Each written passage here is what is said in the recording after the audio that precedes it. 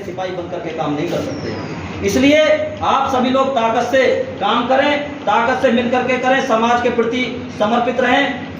अब मैं आपको ये बताना चाहता हूँ, क्योंकि अब यहाँ प्रदेश अध्यक्ष जो यहाँ आज प्रदेश कमांडर मनोनीत हुए हैं, यहाँ पर आज प्रधान महासचिव मनोनीत हुए हैं, और आप शायद पटना में, आप तो पटना में रहते हैं, आप शायद कहाँ रहते हैं?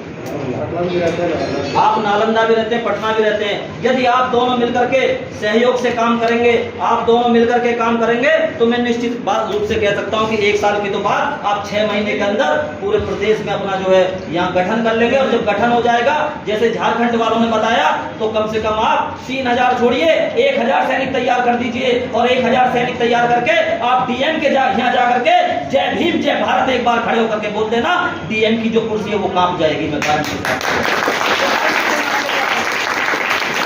चाहता हूं, एक सिंह गौतम जी यहाँ बैठे हैं, अगर आपके अंदर ताकत होना चाहिए। हमारे जिले में 2012 में, आज से 11 साल पहले एक बेटी के साथ दुष्कर्म हुआ था, 8 लोगों ने दुष्कर्म किया था, उसकी वीडियो वायरल की थी। हम लोगों ने 1000 लोगों के साथ डीएम के कार्यालय को 2012 में घेरा, हमने एसएसपी कार्यालय को घेरा, और मैं आपको बताना चाहूंगा कि उन मुलजिमों पे रासुका भी लगी और वो सारे जेल गए, और उनको हमने आजीवन कारावास कराने का काम किया।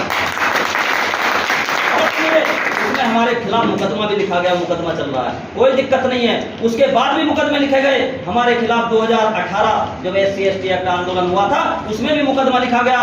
मैं बुलंदशहर में रहता हूं, मेरे साथ पब्लिक, हमारे यहाँ के जो वर्तमान सांसद थे, उनके घर पे चली गई, उनके घर पे जाकर के उनके बोर्ड फाड़ दिए, उनके बोर्ड तोड़ दिए, और उनको आगाह किया कि यदि आप बहुजन समाज को छेड़ोगे, उनको आगाह किया यदि आप मूल निवासी समाज को छेड़ोगे, क्योंकि मेरे यहाँ पे SC सीट थी, और उस सांसद से कहा कि यदि आप SC के सांसद होकर के SCओं की बात नहीं रखोगे, बहुजन की बात नहीं रखोगे, तो हम आपके खिलाफ भी खड़ा होने का काम करेंगे। इसलिए मैं आपसे ये कहना चाहता हूं, मुकदमे लिख जाएं। अगर आप जब भी सत्ता के विपरीत न्याय मांगोगे, जब भी आप अन्याय के खिलाफ खड़े होगे, तो आपको कहीं ना कहीं किसी विचारधारा के खिलाफ खड़ा होना पड़ेगा।